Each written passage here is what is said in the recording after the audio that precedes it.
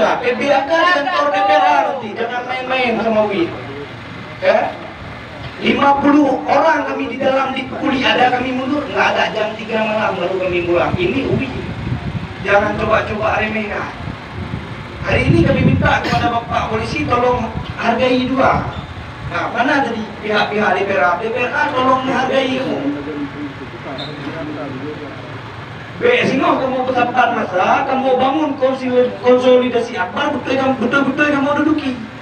Nah, ayo, anak utang mendehor anak utang. Ya kan? Bikin pakiban kamu di kita bang, demo BBM, nah kamu perlu kem ya wi, biar mati. Ya kan? Anak pujo ya teh, ngulok-ulok wi nana diri. Nah, makanya kamu mahasiswa hidup, hidup mahasiswa hidup, hidup rakyat Aceh hidup, hidup rakyat Aceh hidup.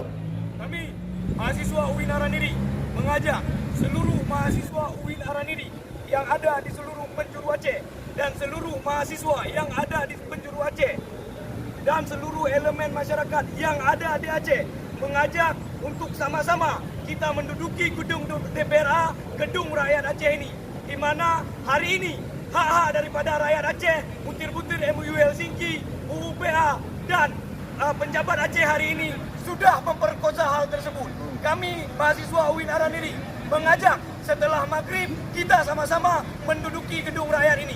Gedung ini adalah gedung kita bersama, hak-hak kita diperkosa, mari kita memperjuangkan itu bersama.